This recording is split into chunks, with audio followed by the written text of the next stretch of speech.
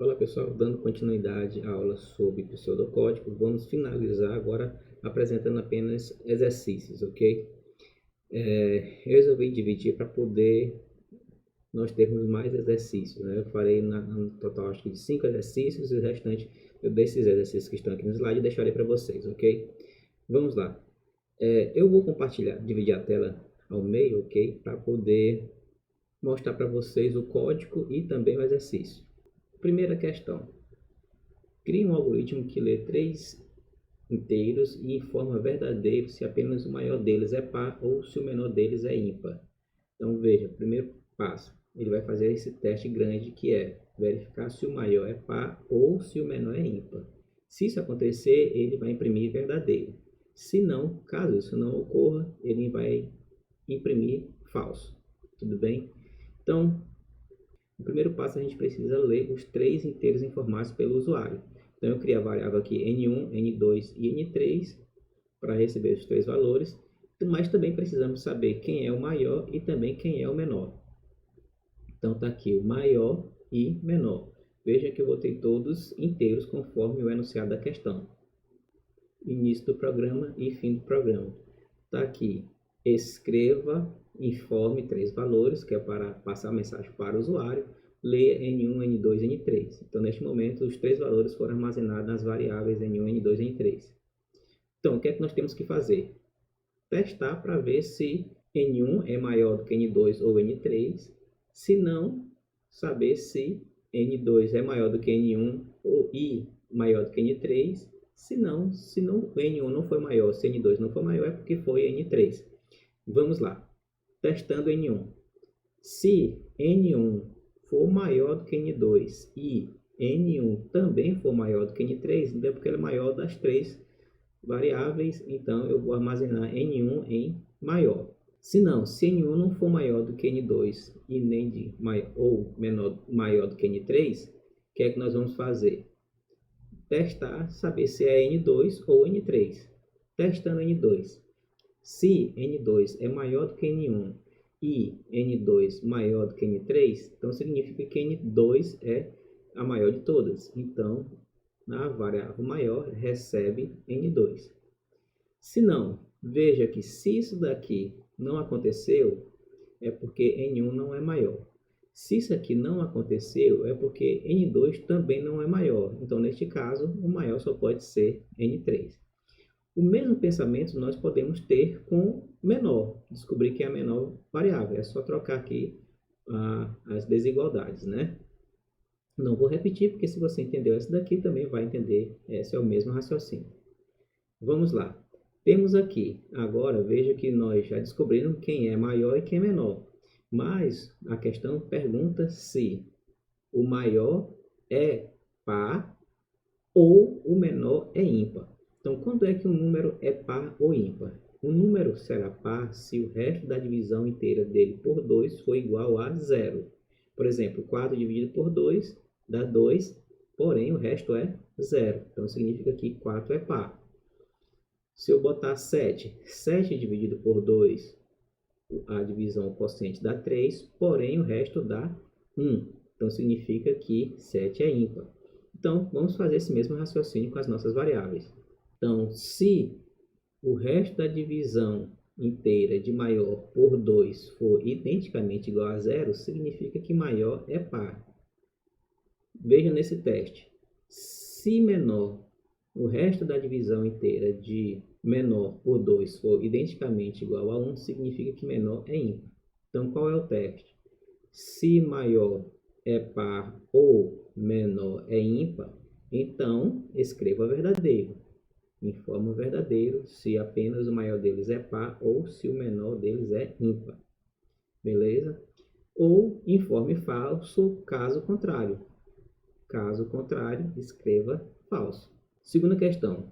Um caixa eletrônico dispõe apenas de notas de 1, 10 e 100 reais. Crie um algoritmo que realiza saques com a menor quantidade de cédulas possíveis. Então, vamos supor aqui que eu tenho que sacar, vou botar aqui, // significa que é um comentário, não é comando, né? Não será compilado, não será executado. Esse é o valor que eu quero sacar, certo? Então, Como eu só tenho 100, 10 e 1, eu vou criar as variáveis Q100, Q10 e Q1, onde Q100 armazena a quantidade de notas de 100, Q10 a quantidade de notas de 10 e Q1 a quantidade de notas de 1, que são necessários para realizar esse saque. Então, para este valor, eu preciso de 3 notas de 100, 4 notas de 10 e 7 notas de 1. Início, fim do programa. Escreva, informe o valor do saque. Então, vai aparecer esse comandozinho lá na tela e eu, usuário, vou informar 347. Esse valor será armazenado dentro da variável valor. Vamos lá, descobrindo a quantidade de notas de 100. Então, é só pegar este valorzinho aqui, 347, e dividir por 100, divisão inteira. Quando fizer 347 dividido por 100, dá 3. Então, 3 será armazenado aqui dentro da variável Q100. Falta agora pegar o 47. Mas quem é o 47? É o resto da divisão inteira de valor por 100. Está aqui, o resto da divisão inteira de valor por 100. Então, com isso daqui, eu obtenho 47. Mas eu não quero 47, eu quero a quantidade de notas de 10. Para isso, então, basta apenas fazer a divisão inteira por 10. Então, ficará 47 dividido por 10, que dá 4. Então, 4 será armazenado aqui dentro de Q10. Agora, eu preciso saber a quantidade de 7. Veja que isso bem aqui, é esse mesmo comando bem aqui, que me retornou 47. Bem, mas eu não quero 47, eu quero que é o 7, é só o resto da divisão inteira por 10. Quando eu dividi aqui por 10, eu obtive 4, que é a quantidade de notas de 10. Mas quando eu fizer o resto, vai retornar apenas o 7. Próxima questão. Crie um algoritmo que recebe do usuário o placar de um jogo de futebol, os gols de cada time, e informa se o resultado foi um empate, a vitória do primeiro ou a vitória do segundo time. Vamos lá. Então, eu criei a variável gol T1, que é a quantidade de gols do time 1, gol T2, a quantidade de gols do time 2. Início e fim. Escreva, informe o placar. Escreva time 1, leia gol time 1. Ou seja, nesse momento, o que o usuário digitar será armazenado dentro da variável gol T1. Logo em seguida, escreva time 2, leia gol T2, ou seja, nesse momento o que o usuário informar aqui será armazenado dentro da variável gol T2.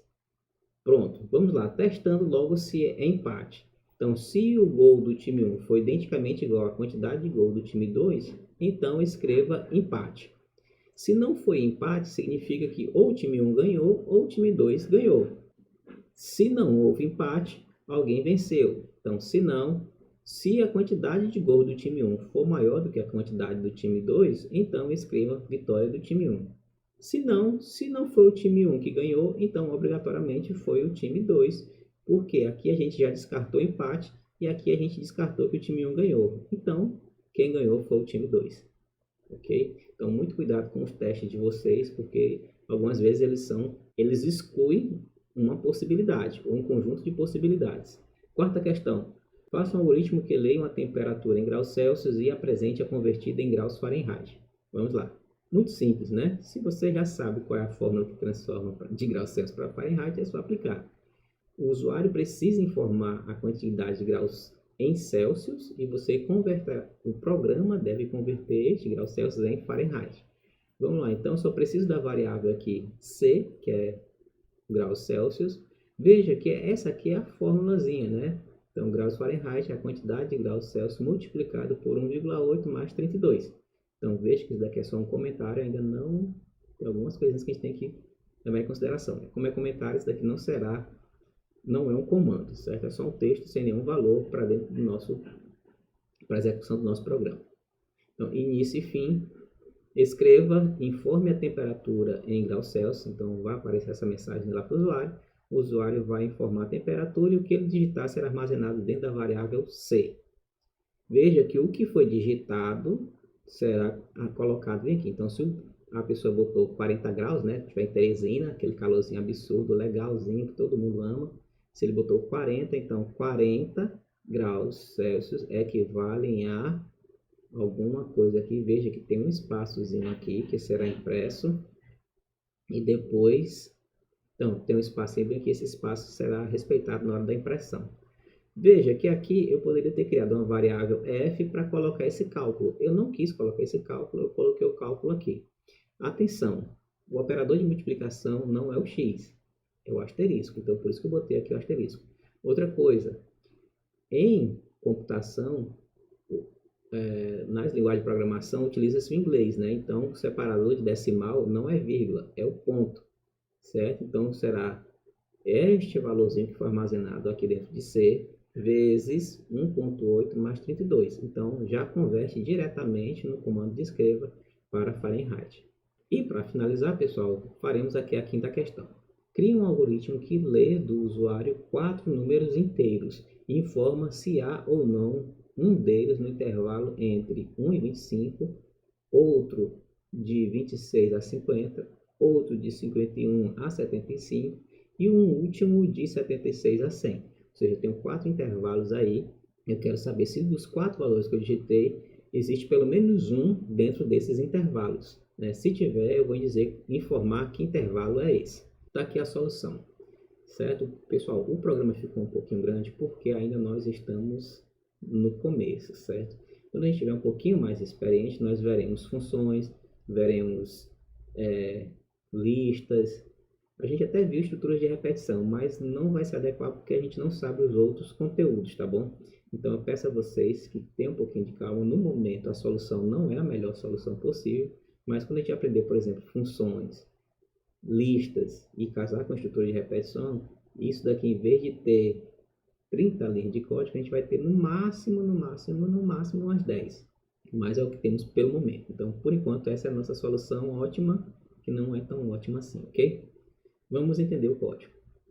Então, primeiro passo, nós temos que ler 4 variáveis. Então, eu criei a variável N1, N2 e N3, certo? Todas do tipo inteiro, porque o programa solicita. Início do programa, lá embaixo, fim do programa. Escreva, informe 4 valores. Logo de cara eu mando ler N1, N2, N3, N4. Pessoal, eu vou fazer esse teste aqui apenas porque todos os outros são absolutamente iguais. Muda pouquíssimas coisas, certo? Então, primeiro passo. Eu vou testar se existe algum dos 4 valores se está entre 1 e 25. Certo? Se algum desses valores está entre 1 e 25. Então, se 1 é menor do que N1 e N1 é menor do que 25, veja que N1 está entre 1 e 25. Certo? Então, se N1 está entre 1 e 25, ou N2 está entre 1 e 25, ou se N1, N3 está entre 1 e 25. Ou, se N4 está entre 1 e 25, significa que estou usando ou. Pelo menos um deles, se pelo menos um for verdade. Por quê? Porque todos estão unidos por ou. Então, se pelo menos um deles for verdade, então isso daqui é verdade, será executado. Então, existe o valor no intervalo entre 1 e 25. Veja que a exigência, a questão, não pede para identificar que número é esse. Pede apenas para saber se tem algum número neste intervalo. Então, cuidado aqui, pessoal, que a gente não faça desta forma, ok? Certo? Não faça dessa forma aqui. Pelo menos por enquanto não, certo? Python permite, mas nós não chegamos ainda em Python, né? Outras linguagens de programação não aceitam, certo? Então façam testes separados. Então, novamente, se 1 é menor do que N1, ou seja, N1 é maior ou igual a 1 e N1 é menor ou igual a 25, certo? Ele está no intervalo entre 1 e 25. O mesmo raciocínio para N2, para N3, para N4. Então, testei o primeiro intervalo. Daqui para frente, pessoal, é só repetir a mesma lógica. Para o segundo intervalo, que é de 26 a 50, para o terceiro intervalo, que é de 51 a 75, e para o quarto intervalo, que é de 76 a 100. No caso aqui, existe um valor no intervalo entre 26 e 50, entre 51 e 75 e 76 e 100, certo? Queridos, era isso que eu teria para vocês hoje. Estudem, façam essas questões. Algumas não são difíceis, né? Pode ser que no começo você está aprendendo, sinta alguma dificuldade, mas é assim mesmo, né? Então comece com as mais simples e vá aumentando o grau de dificuldade. No momento a gente não tem nenhuma ferramenta para executar, mas daqui a pouquinho a gente vai chegar no Python e aí a gente vai começar a testar os nossos algoritmos. Mas o mais importante, antes de chegar em Python, pratique. Essa ideia de raciocínio lógico é fundamental. Sem ela, se você não dominar o raciocínio lógico, você não vai ter bons resultados nas linguagens de programação, ok? Então, qualquer dúvida, entre em contato, procure pelo e-mail, pelo fórum ou qualquer outra coisa, certo? Procurem os livros, procurem o material na internet, fiquem à vontade. Forte abraço, tchau, tchau, até a próxima.